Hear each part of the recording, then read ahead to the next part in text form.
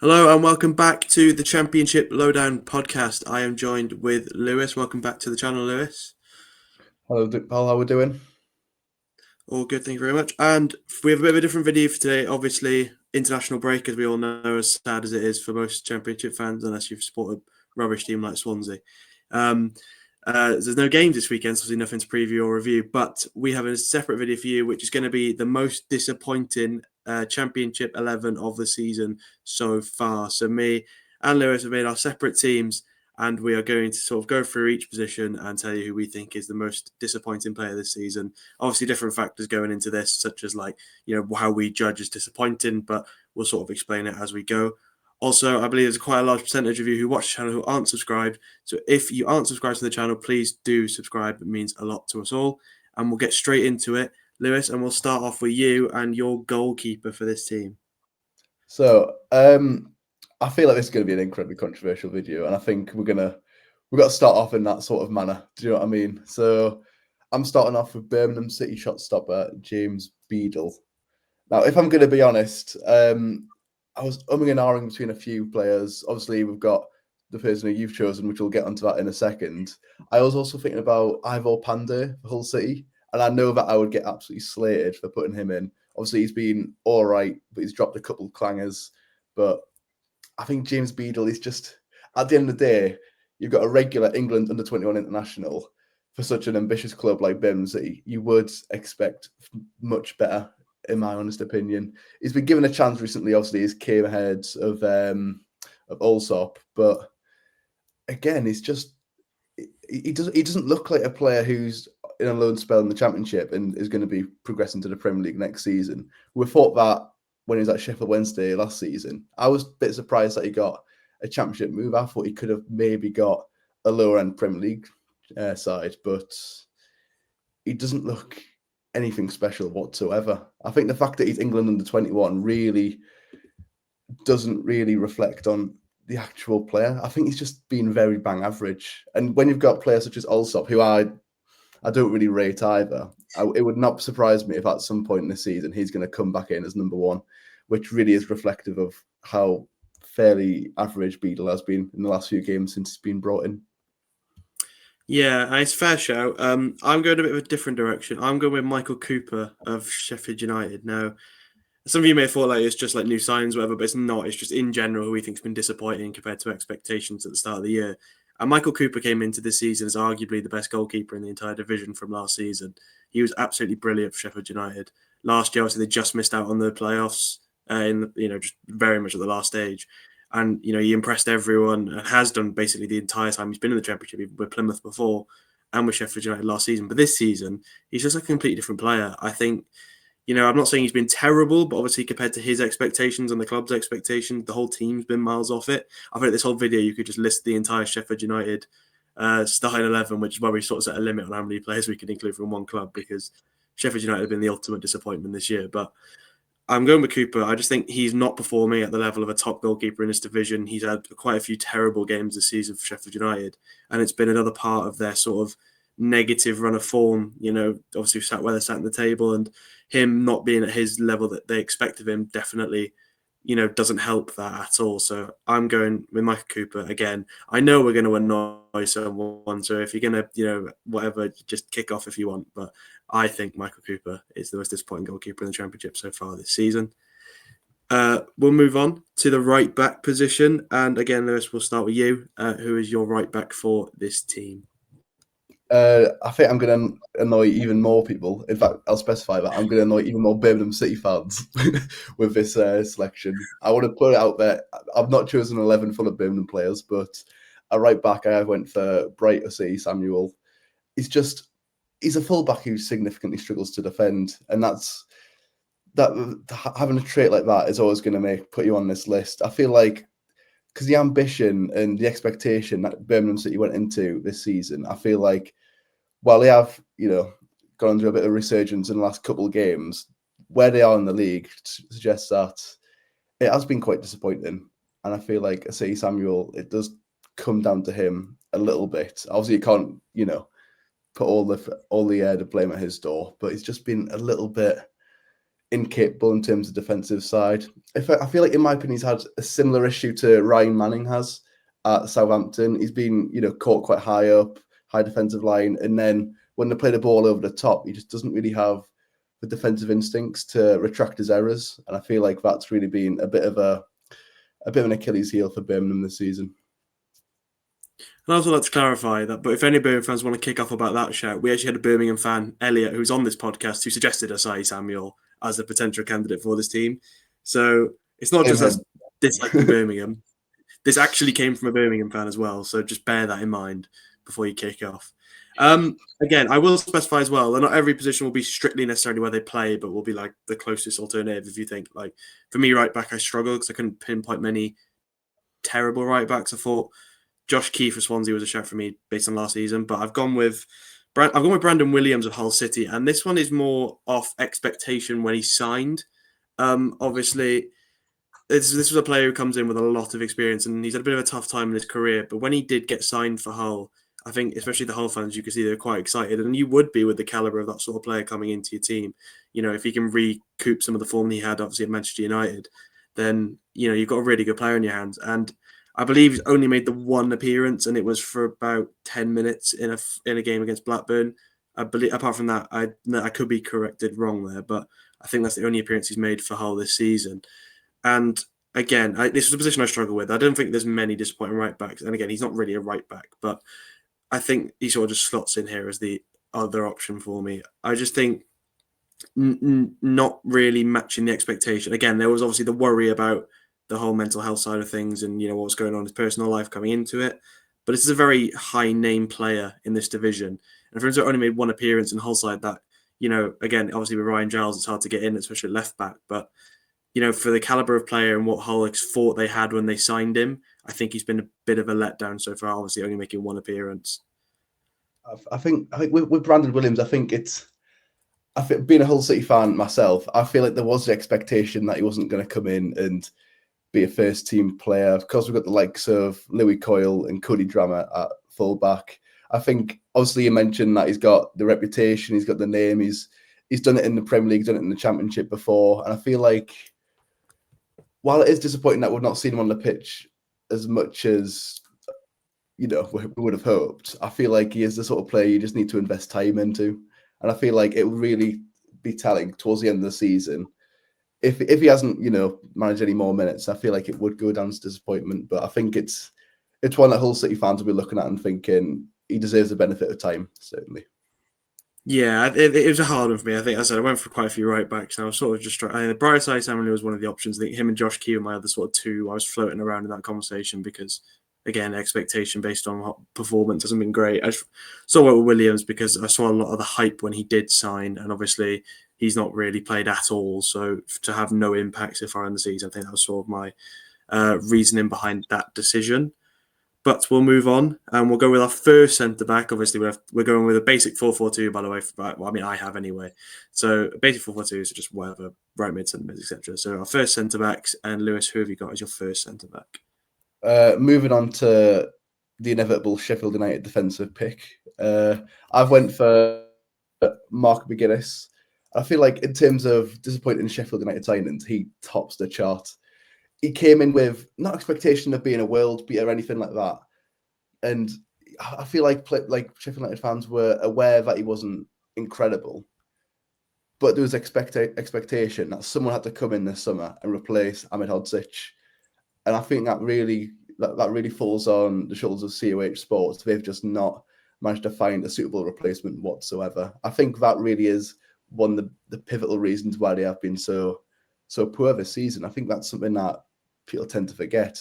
Many, shoehorn Ruben Sellers into the conversation. And whilst, yes, he wasn't a great appointment whatsoever, he's shown that any manager who can't get a single win in their entire tenure is obviously going to get rid of. But the fact there's no Ahmedhodzic at the club, and McGuinness has come in and just not done anything that was needed, to be honest. It's quite a difficult one because it's not a direct attack towards him. It's just not Championship quality, if that makes sense. So I feel like disappointment comes from the fact that he was the man to come in and replace Ahmedhodzic, and he's just not been able to do that whatsoever. Yeah, I don't mind that show at all. I feel like I'm surprised. I thought we would have at least one similar so far, but we don't. My first centre back is Harry Darling of Norwich. Obviously, as a Swansea fan, he was really good for us last year. Very, very good centre back in this division last year. We all saw it.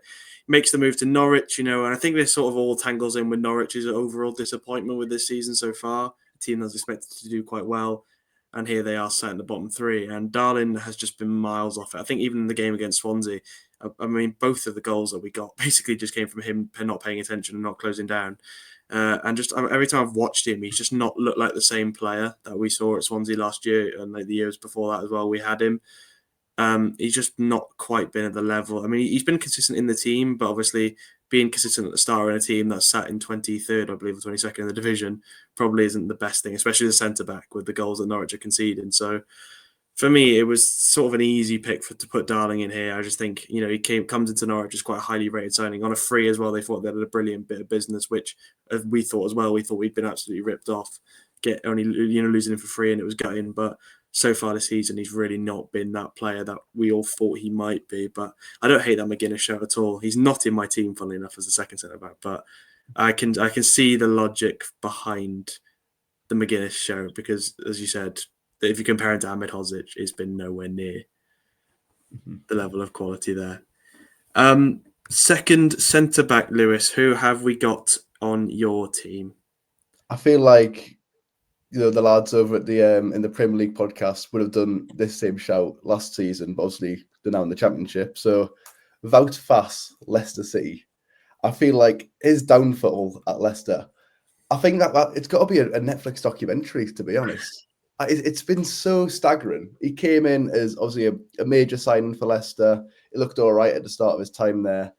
And ever since, it's just absolutely atrocious. It was clear last season that he was far from Premier League level. I feel like everyone could spot that.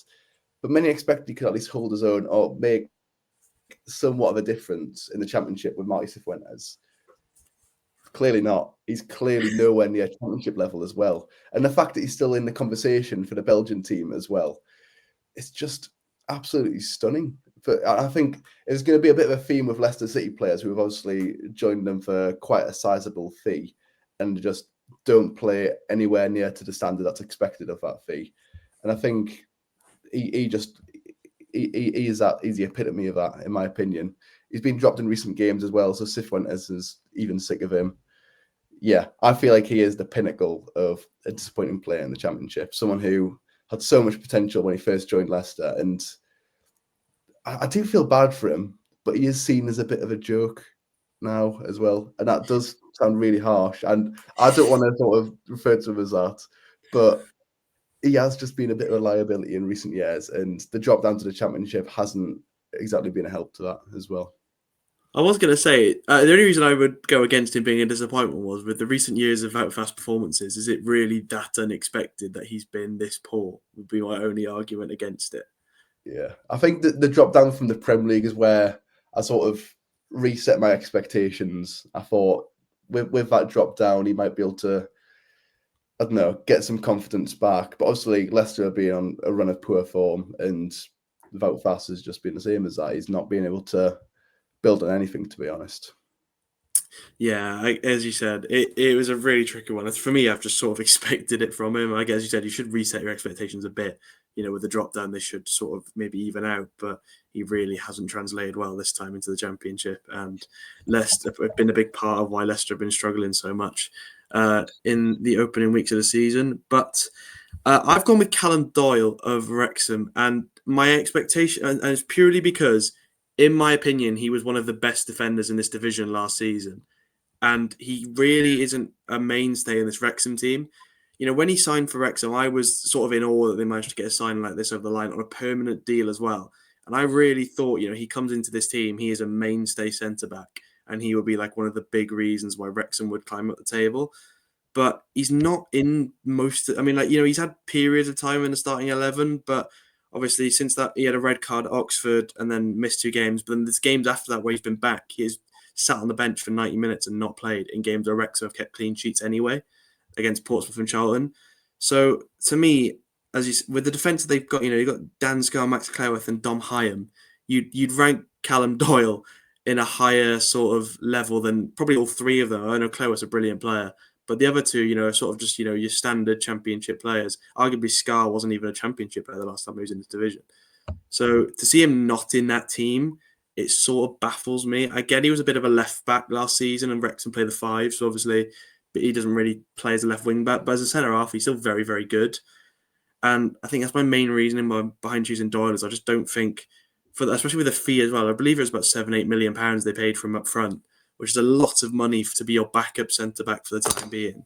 I think he had plenty of games earlier in the season, but then just thought he very rarely sees a whole game out. Only one goal contribution this season as well. Well, last season he seemed to get quite a few. Again, obviously in the left back role, he had a bit more freedom, but just overall, I think it's been a disappointing season. Only making 8 appearances for Wrexham so far. I don't know what you think about that one, but for me, for what was one of the best defenders in this division for Norwich last year, I think he's taken a massive step back. Oh, yeah, I feel like a lot of Wrexham players could fall into this just because of the fee that they commanded as well. I feel like going away from their paid signings, I also thought and considered Connor Cody. Because you mentioned him, not getting into the starting 11. Connor Cody's not even getting in the squad. Going from starting, and I think captaining on occasions as well at the start of the season, he's already fallen out of favour with Phil Parkinson. And yes, you might put that down to the ability of some of the players that are ahead of him in the pecking order. You mentioned Clewer. Obviously, he's been there since before the Robin Ryan takeover. He was in the National League days as a youngster, 18 years old, playing for Wrexham, something like that. And he's just been absolutely astonishing for them, no matter what level they've played at. So, yeah, I think Connor Cody would definitely be worthy of adding to that conversation as well. Yeah, I mean, as you said, a lot of Wrexham players could come into this, especially the wages that Cody was reportedly given at Wrexham. Seemed not even in the squad. It must be gut-wrenching for the Reynolds or McElhenney to see all that money just being sat wasting away in the reserves rather than making a big impact on the pitch. He did look like he was going to do in the opening weeks of the season when he had the armband on. You think he got a really good centre half, but just been completely out of favour in recent weeks as Wrexham's form's gone up as well. So it makes you think really how if he'll make his way back in. But we'll move on to our left backs, and again, Lewis, I'll ask you, who is your left back for the most disappointing 11? So I think we're finally in agreement over one here. So I've went with Harrison Burrows at Sheffield United. We are. I feel like, again, just a huge disappointment, and not only that, it's just how good he was last season. He was at the pinnacle of his abilities last season with Sheffield United, and wing backs were absolutely crucial to Chris Wilder's tactical system. But he's just been nowhere near that ability so far this season under both Sellers and under Chris Wilder. I thought Wilder coming in, he'd be able to, bring back a bit more fight, a bit more desire, and a bit more quality into the players who were so good under him last season. And Harrison Burrows is the one who I thought, yeah, he's going to be the difference maker here. He's going to be absolutely phenomenal as soon as Wilder steps back into the building. He hasn't been. It's just lacked that creativity and just, I don't know if it's the way that, they're not utilising the wide players as much potentially, or whether it's just his lack of confidence, but there's just something missing in his game. It's just, he's been far from what we've expected from previous seasons. I mean, yeah, we are in agreement. I've also got with Harrison Burrows as my left back. And, you just look at last season, he had 12 goal contributions in this Sheffield United team that got all the way to the playoff final. So it's sort of like, and then you come into this season and, he's had probably, that one game against Blackburn, obviously with a goal and an assist. But overall, just not really. I mean, you look at the playoffs, he had 4 goal contributions in the playoffs, 3 assists and a goal in the 2 games against Bristol City. And that's a key player in your team last year. And now he's just completely out of favour at Sheffield United. To, no disrespect to Sam McCallum, but on paper, not a better footballer than Harrison Burrows. McCallum obviously coming off being released by Norwich, I believe. So it's I'd love to know what happened with Burrows, because you said it's just a massive step back again. Sam McCallum was brought in to back up Harrison Burrows. There's no doubt in my mind that was the case. I know he's found himself as a starting left back, and he's been really, really good. in recent games for Sheffield United. So, you've struggled to find a way if how Burrows comes back into this team if, he keeps that form up, McCallum at left back. But as you said, just one of them players who was so important to all their success last season, as you said. Wilder relies really heavily on their wing backs in his system. And again, Burrows fits, he looks like the perfect player for a Chris Wilder team, as he was last year. He was the perfect left back that Wilder could have asked for. But this year, he's just not been the same player. And to bar that 3-1 win away at Blackburn where he gets them goal contributions, he's not really contributed a lot to the Sheffield United team this season. So it is very, very surprising to see the regression. This goes for a lot of these players in this list, by the way, because you could argue that a few players on this list would have made the team of the season candidates last year. And now they're on the most disappointing 11 this year. So, again, our opinion. You may disagree and think we're stupid, but fine. Do what you want. Yeah, we're both going with Burrows, and I think it's the right decision at left back. Because as I said, I look through the other left backs, and I can't really find anyone who's hit that sort of low level as Burrows has been at this year. But I agree with your point. It's just the regression, especially with a lot of these players, Lewis. It's absolutely ridiculous to see how much of a step back a lot of these players have taken. I think a lot of it comes into the fact that Chris Wilder's side is very easy to read now. And I think that has been a real concern for what to go for Harrison Burrows, because he's a lot more easy to read. And as a result, Sheffield United have also been on the back foot in a lot of games. He doesn't have that freedom to do what he used to do. He has to be a bit more defensive-minded. He's not going forward as much. Obviously, that's having an impact on his goal contributions, but also his ability. I think he's not bad defensively, but he's not. Obviously, his strengths come in the final third, and he's just not able to get there at the minute. I think that really has been a major issue for him. Absolutely, I couldn't agree. I couldn't have really put it any better myself. We will move on though to our right mid. So we're getting into the more probably interesting positions now. I assume you haven't clicked the video to see who the most disappointing centre backs and left backs were. We assume you've come on for the attackers and midfielders. So we'll start with the right midfielder for our team. Lewis, who have you gone for? This is one which it's quite difficult. I think this is one of the few that I'm not massively confident in. And I do feel that it's a little bit harsh going for him, but I'll just say it anyways. Chiedozie Ogbene for Sheffield United.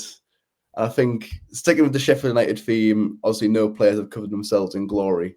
And while I think it's slightly harsh to have him on the list, he's by no means been worst Blades player, but he's not blown me away whatsoever. I feel like some people might be screaming Louis Barry into the screen right now as a more obvious option. But in my opinion, he's never really been above League One level. And I think I didn't have loads of expectation for him to set the Championship alight. Obviously, we saw him at Hull City last season in a short stint before injury. So I decided to go for Ogbene, who's, had both Championship and Premier League experience. He's yet to find the back of the net and has just one assist to his name as well. I think similarly to Harrison Burrows, he's been playing as a sort of winger/wing back, and I think that has really limited his ability and his freedom to go forward, and obviously that's having a significant effect on him as well. Yeah, he's an interesting player, Ogbene, as you said. Not really the levels that we expected of a player who's played in the Premier League and shown a lot of promise. He was one of the better players in the Championship. We saw him at Rotherham. He was excellent. Was linked with all sorts of clubs. I believe Swansea were interested in about 4 different transfer windows to sign him, and we never did. But just not really quite hitting them levels. I am going to stick with Swansea for the first time this video. I actually am going to put a Swansea player in this team. Again, very much could be a few of us, of our players in here. I'm going to go with Manuel Benson. And I think when he comes into this team, including me, I really did believe that he'd be our signing of the summer. You bring in a player who, albeit struggled with injuries in recent times, but was electric for Burnley in the Championship. It was a big, big reason as to why they were promoted in the fashion that they were. Obviously, fan favourite there as well, scored them screamers at Ewood to win them the league at Ewood Park. So obviously, they're going to love him. But, fell out of favour at Burnley. We bring him in on loan and, we beat off quite a few teams' interest to get him. And you bring in a player like that who's been electric in this division, you think, yeah, this is going to be a really, really good signing. And he hasn't played. He's so rarely played in the league. I don't know if he's yet to start in the league. I could be wrong, but I can't remember him starting in the league. I know he started a couple of cup games. I'm not saying he's been poor. He's just really struggled to get into the team. And when he hasn't been amazing. So it's sort of like begs the question as to, was it worth, all the hype and stuff bringing him in when we have Ronaldo on the right wing, who's been miles off it this season, but he still holds that position over Benson, which sort of speaks volumes. Again, we've had the whole situation with Alan Sheehan as our manager, and now that's over. So now maybe with a more attacking manager, he might look to bring Benson in because, especially if it is Kim Hellberg in Sweden, he loves his sort of creative, direct wingers, and that's exactly what Manuel Benson is. So he might see more game time moving forward. But as of right now, I think you may disagree with me here, Lewis, and I'm sure maybe there might be Swansea fans who disagree with me or Burnley fans who will just kick off because they love him and they don't want to see him slated. But for me, he just hasn't quite hit the levels that we expected of him when he joined the club in the summer. I think it obviously, based on this list, there's obviously a lot of previous expectation that comes into it, and how that really details how disappointing they actually have been this season. And looking at the fact that he'd only played 11 league games in the previous 2 seasons, was that not maybe a sign that he wouldn't jump straight into it, or did you expect him to play a bit more of a significant role in spite of that? I think I didn't expect him to come in straight away. I think, as you said, with the injury record, you've got to ease him in and make sure he's ready before you start putting him in. But I thought by now he would be in this team and he would be doing well for this team. And he just hasn't really shown, even when he has played, he hasn't shown them flashes of the player that we saw a couple of years ago in the Championship with Burnley. And it's disappointing because, you bring in a player of that caliber and it's finally like, wow, you bring in like a big name player in this division and he's going to help you win, and just hasn't done anything so far. So I agree. I think it was limited expectations for a while. But I think now, you're middle of November. You've got to sort of, weigh up your expectations to where he is now. And I think 2-3 months into his stint at Swansea, he's not quite been that player that we all expected him to be, even after, the injury concerns. But we'll go to our centre mids now. So again, Lewis, your first centre mid, please. Going back to Leicester City, and I've went for Oliver Skipp. So I think someone who, joined with Premier League quality, but like rest of Leicester City side has just been massively average to subpar this season. I think it's worth reminding, obviously, expectation comes into the side, and the fact that Ollie Skipp joined Leicester from Tottenham for about £20 million, something like that, an absolutely astonishing fee. Yeah. It's safe to say that Leicester were well and truly fleeced for that. I think there's been a number of high-value players who have not lived up to expectations, but for a player of 20 million to be no more than a pretty bog-standard centre mid for a team that have just been far off the pace, I think he deserves to be captain in this team, in my opinion. There's just very little about his game that really turns a match for Leicester City. Obviously, we've got a few players of that ilk who can do that, obviously like Fatawu and stuff like that. But when Leicester are chasing a game, they never think, right, we need to turn towards Ollie Skipp to do something. That just doesn't happen. So I feel like he's someone who really has been a bit of a letdown for Leicester City. And again, similar to Fass, thinking that he'd be able to set the Championship alight after struggling in the Premier League last season, but it's not been the case. It's funny that you've spoken about Oliver Skipp, really, because I've gone with a midfielder from Leicester who cost 20 million as well, but it's not Oliver Skipp. I've gone with Boubakary Soumaré at Leicester, and it's for very similar reasons that you've sort of brought up, really. I mean, there's £40 million worth of footballer in our 2 picks here, and neither of them have looked particularly amazing in the Championship, which is like, that's got to be a concerning thing if you're Leicester, that you have £40 million worth of players sat in the average Championship side at the minute. It's not ideal. But Soumaré, obviously, the pedigree of some of these players. Skipp was obviously, quite consistently in that sort of Tottenham team for a while before he came to Leicester. And, you look at Soumaré, obviously coming through the PSG youth ranks, and, them players are always highly rated. Coming over from France for £20 million. This is a player that you think is going to impact winning, at least, on the defensive side of things as a defensive midfielder more than an attacking midfielder. But, this is a player that you expect to really be a key part of your side in the Premier League, let alone the Championship. And he's just not been that player. I mean, Oliver Skipp, as you said, it's sort of like you got to weigh expectations, and what you expected from Oliver Skipp. Was it a £20 million player? Probably not. But as a Leicester fan, if you spent £20 million on the player, you expect them to play like a £20 million player. But Soumaré's been probably even worse position because he can't even make it into this Leicester team at the minute. Really struggling to get in over Skipp and Winks.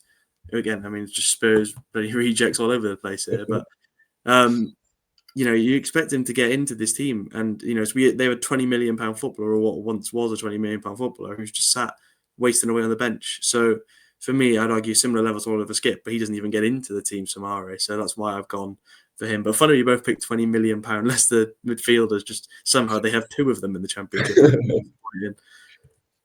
Yeah, it's very deserving of a spot in this. I feel like you've got to have something in the team that pinpoints just the absurdness of John Rudkin's decision making and like various decisions around transfers in previous years, which have left Leicester City looking pretty average in the Championship, despite having spent a ridiculous amount as well.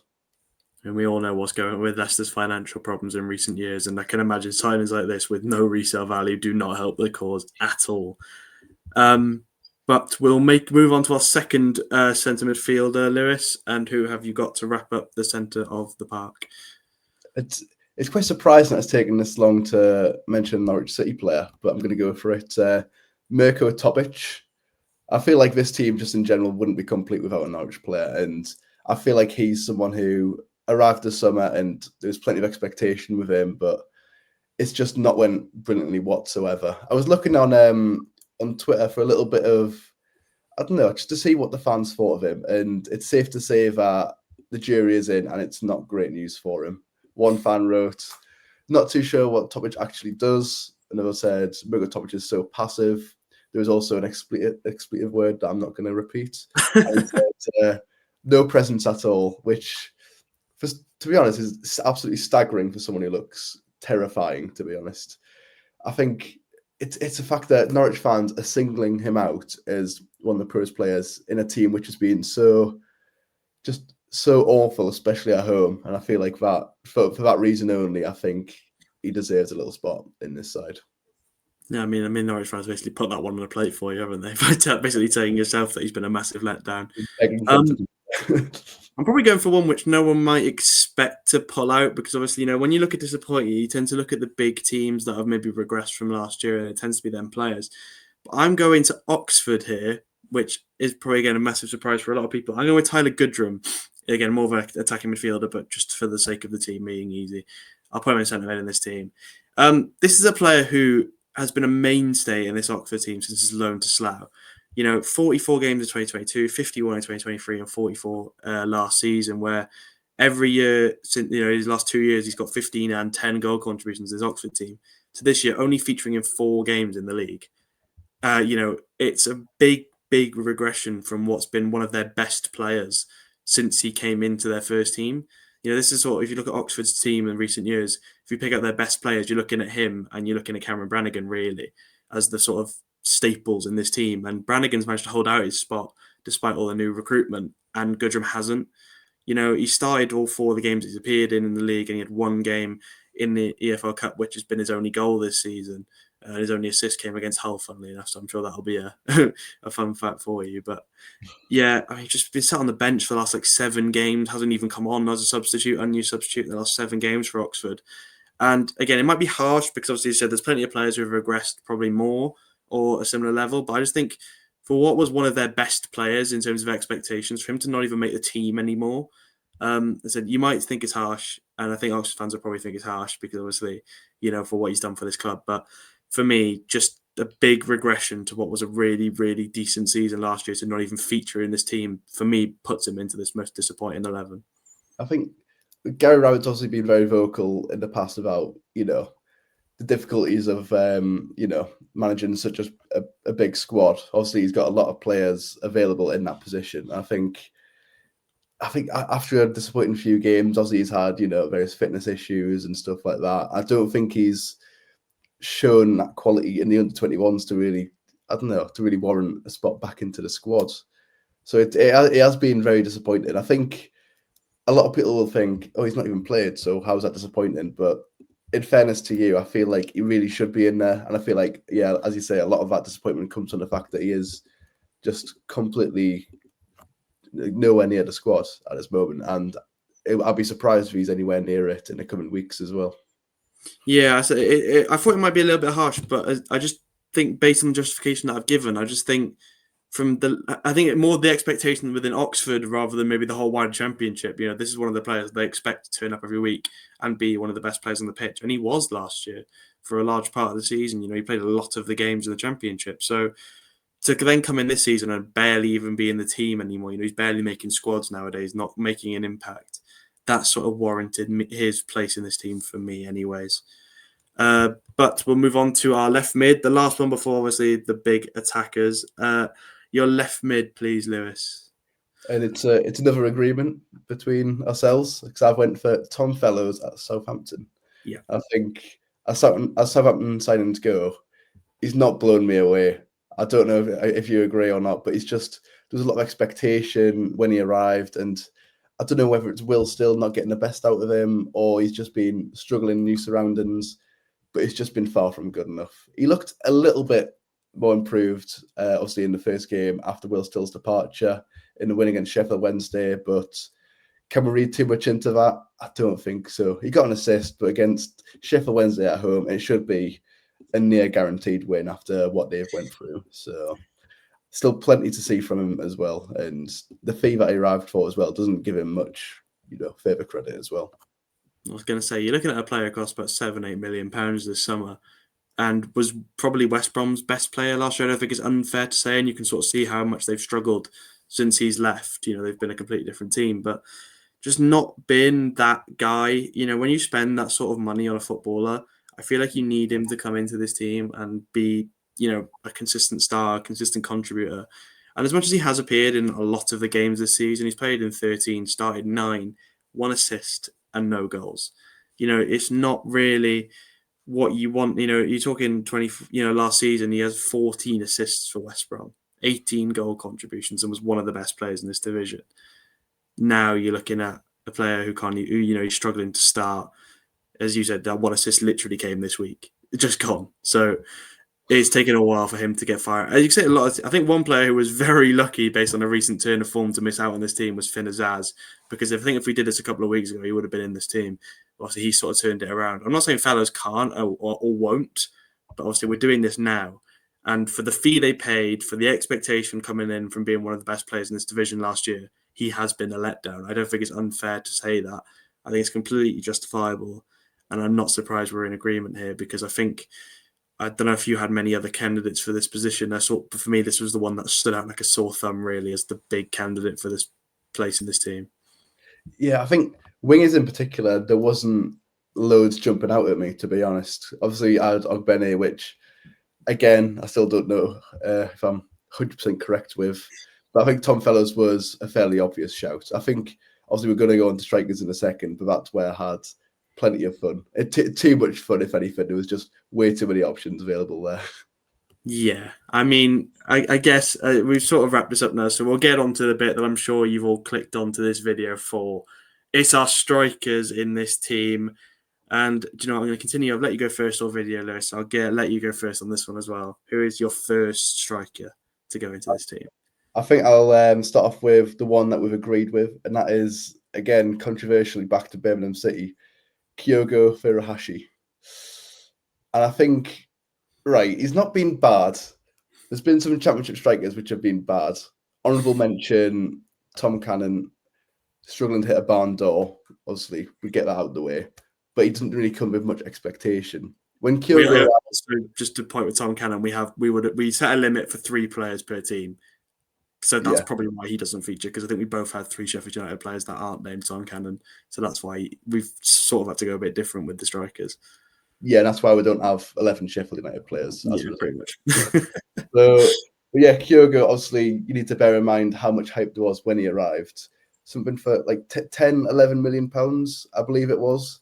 He looked decent in his debut against Southampton in the Championship season opener, but his ability in front of goal has just not reflected his price tag. I think every Birmingham fan, even if they're screaming at the screen right now, they can admit that. They need goals. Jay Stansfield, while he gets a little bit of stick, he does rack up the goals, whether it's from penalties or not. And I feel like that's been something that's been really missing from his game, to be honest. Yeah, I mean, look, as you said, I don't know if it was £10 million. That's what was reported, so we can only go off what we know. Obviously, there might be Birmingham fans who know it wasn't that much money, but it has to have been at least 4 or 5 million quid. So even then, the expectation is high for a striker in this division coming in with that sort of fee. He started 5 games for Birmingham this season. He's played in 14, but he's only started 5 with. Yeah, I believe he's yet to get a goal contribution in the Championship. I believe there's only one came in the EFL Cup. So it's just not the player that Birmingham fans expected. And I said this when he signed. I'm pretty sure I came out and said, if you look at his time at Rennes, it was really disappointing, and he wasn't the player that he was at Celtic. And then I think I got called an idiot and saying, "Oh no, Liga is a different story, and he will be way better. He'll score for fun in the Championship," which he hasn't. So I guess I was right in the end. But this is a player who, for Celtic, for God knows how long it was scoring 20 goals a season, was unbelievable. One of the better players, contributing in Europe, was great. Celtic fans love him to bits, and obviously they went to Rennes for a high fee, and then Birmingham sort of matched that fee to bring him in. And it's an ambitious signing. You can't fault the reasoning behind it, but his struggles at Rennes have continued here into Birmingham, and I think, just as you said, it's just one of them ones where expectation versus reality, and he's been nowhere near a £10 million, £4 or £5 million player to not have a goal contribution as a striker in this. Again, not like a traditional striker, but at least someone who's involved in every attack. You'd think he'd get at least a few assists, but someone who scored, just 3 years ago scored 35 league goals in Scotland, to then not have a goal in nearly a calendar year, it begs to question as to what is going on with Kyogo, because it's not the Kyogo we saw at Celtic at all. I think that's why we keep going back to Birmingham players as well, is the fees that they've spent. I think there's definitely quite a few who may have just missed out on this list as well, who would be in and around the conversation. I think Kyogo, whilst we're in this together, we might get a little bit of stick, but I think it's a ship we're willing to sink on. I think if we said he was the best player in the world, they'd still find a way to kick off us. So I'm not, it's sort of whatever at that point. But yeah, for me, he's just not. I think he deserves to be in that sort of team, because he's not lived up to the expectations of a premier striker in the Championship at all, really. But we will round it off with our final position, obviously, our other striker in this team. I'll start just to end it, because you've already brought this player up, and I've had to rejig him up here because he is technically a striker at times as well. Mostly plays a right mid, but because I wanted to put Benson in there, I put him up front. It's Louis Barry for Sheffield United. And this was him and Tom Cannon. I was very much sat there for a while, weighing up between them two, who's been more of a letdown, which is mental to say, because, that's two. Tom Cannon commanded a huge fee. Louis Barry comes in with, a mental CV for a player in the Championship. If you look at it, it's a player who's played for Barcelona, for God's sake. So, it's one of them ones where you're like, okay, this should be, he's still young. He had a really, really good season last year. So he comes into Sheffield United, into a team that we thought would be contending, obviously didn't. But Stockport was brilliant. Obviously had time cut short at Hull, as you're very aware, due to injury, which you can't do much about that. But he came off its 18 goal contributions in 24 games with Stockport when he joined Hull halfway through the season. So, and then Sheffield United, 9 games, no goals, no assists. This is a player, as I said, with the most insane CVs all over the place. Playing Barcelona's academy, and then Aston Villa buy him for quite a decent fee, and he's just been all over the place since then. Finally looked like he was bringing his career back at Stockport, and all of a sudden he's hit a bit of a brick wall again at Sheffield United and Hull. Obviously, Hull very injury dependent, but for me, just the expectation that he came in with off that loan at Stockport, I think we thought, right, fair enough, he got injured at Hull, but he'll bounce back and be that player that he was at Stockport again. Obviously, it was a step up in level, but all the characteristics were there to see that translate into the Championship, and it just hasn't for Louis Barry. As you said, there's plenty of players that we could have put in these positions. I said, as a Swansea fan, I think Adam Eder has to be in the conversation with the fee that we paid for him. I think he's been really good in the last couple of games, but obviously only 1 or 2 goals for the Swans so far in the league. It's just not the return they expect of a £7-8 million striker. But there's plenty of options, as you mentioned. I'm sure there's plenty of clubs who are sort of like, wow, I can't believe we haven't featured here. But with teams being as bad as they have been compared to expectation. But this is my pick, Louis Barry. But Tom Cannon, very, very close second. It's pretty much 1A, 1B with them two for me.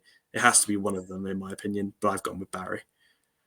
I think, obviously we mentioned Tom Cannon. He was definitely in the conversation. One player who I was quietly thinking about was Hegebo from West Brom as well. Of course, he's looked a little bit better in the last couple of games, but he's not quite lived up to expectations. But I feel like there's only one option and one option only: Patson Daka. In terms of Leicester City attackers, just take your pick. I don't think any of them have covered themselves in glory, but Daka in particular, it's just been really wasteful in front of goal, showing no end product whatsoever. And the fact that he joined previously with so much promise after a whirlwind stint in, is it Austria, I believe, where he scored a ridiculous amount. So the fact that he was playing at that level and now in the Championship, he's got no goals in 15 games. The best way to sum that up is simply abysmal. Yeah, he played for Salzburg in 2020-22, won 34 goals and 6 assists in one season, then 27 and 8 assists in another. And I believe, his highest goal scoring season since that was 11 goals. I mean, even that's not so bad. Was that in the Premier League or was that in the Championship? That was in the Premier League, his first season for Leicester, 11 goals, 4 assists. But since then, 4 goals, 4 assists, 7 goals, 5 assists, 1 goal, 1 assist, and this season, no goals and 2 assists. So he's not been, he scored pretty much less than half of the goals he scored at Salzburg in 2 years, in 4 or 5 years at Leicester. Just to contextualise that. I feel like Leicester City fans have lost plenty of patience with him as well. Of course, there's plenty of players that, Leicester fans aren't exactly best buds with at the moment. But Patson Daka, again, he fits the description of a player who commanded a high fee previously. He's come in and even despite the drop down to the Championship, he just doesn't seem to be able to do it. I don't know if you point the finger at Cifuentes as a result, or it's just the fact that Leicester have overspent on these players who just are far short of Championship ability. Yeah, I mean, as we said, it says a lot, really, where our strikers in both our combined teams have 0 goals this season. I think it speaks volumes about, the level of disappointment. And there's plenty more. As we said, Ida only doesn't get in because he's actually found the back of the net a couple of times for me, whereas these lot haven't. And probably cost a lot more money than he did back in the day, especially with Daka when he was signed, cost a lot more money than 7-8 million quid. So, yeah, there's plenty of players. And as we said, we're no doubt going to offend a whole load of people in this video. It's a very controversial topic to get into. There's always going to be someone saying, he's my favourite player. I think he's amazing. Well, fair enough. But just remember, it is our opinion. We're not saying it's factual that they're rubbish. We just said, in our opinions this season, they've been a bit of a letdown compared to what we expected. But that is our disappointing 11s combined. Obviously, thank you very much to Lewis for joining me, and we will see you all next week when the Championship returns.